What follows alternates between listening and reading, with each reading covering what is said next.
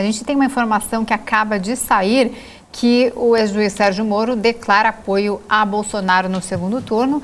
Ex-ministro de Bolsonaro, Moro, pelo União Brasil, foi eleito, então, senador do Paraná.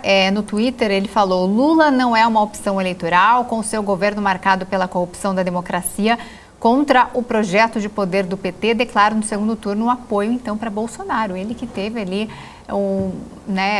brigou ali, teve uma questão muito simbólica, foi chamada até de traíra, né, pelos próprios bolsonaristas, que eram a favor de Sérgio Moro até então, mas neste momento, né, não dá para ficar em cima do muro. Como é que você analisa esse apoio de Moro a Bolsonaro?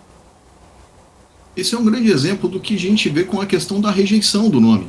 Se a gente fosse observar como foi a saída do Moro do governo Bolsonaro, ele nunca apoiaria o Bolsonaro no segundo turno, ele ficaria isento. Mas a rejeição ao nome do ex-presidente Lula, afinal de contas, ele foi o juiz da Lava Jato, ele julgou o processo do ex-presidente Lula, ele avaliou o processo na íntegra e ele condenou o ex-presidente Lula na primeira instância, que depois foi revertido as decisões no STF, não é o caso aqui da discussão. Então você percebe que a rejeição a um determinado candidato é que vai valer nesse segundo turno, principalmente. Então, ele não me surpreendeu quando ele falou que ele apoia o Bolsonaro. Ele já vinha falando isso durante a sua congregação e das suas pregações na eleição do primeiro turno, quando ele estava pedindo voto. Ele já vinha fazendo críticas pesadas, ele já vinha apoiando o Bolsonaro em alguns vídeos que ele postava nas suas redes sociais. Então ele não ficou em cima do muro e falou qual é a sua posição. A rejeição que ele tem pelo ex-presidente Lula é muito maior do que as críticas e rejeição que ele tem do Bolsonaro. E assim é o nosso eleitor brasileiro hoje. É dessa forma que ele está avaliando e está julgando. É desse jeito que ele está avaliando. Então, nós vamos ter uma eleição do segundo turno, a qual não é analisada as propostas dos candidatos, e sim, na maioria dela, a rejeição.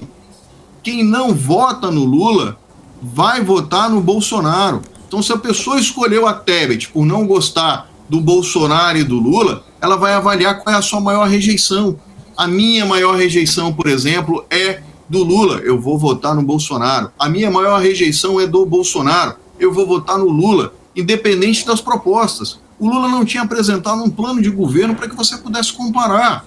Então, os eleitores não votaram pelo plano de governo. Votaram a quem eles têm mais sensibilidade e é um nome que eles têm a menor rejeição ou que melhor te agrade. Assim foi no primeiro turno, como nós vimos, e principalmente a migração de um voto útil, a qual foi decepcionante a votação do Ciro. Eu comentei isso ao vivo, que a Tebet tinha uma chance muito maior de ficar em terceiro lugar e ela ficou. O Ciro sai derrotado, assim como o PSDB sai extremamente derrotado dessa eleição de 2022.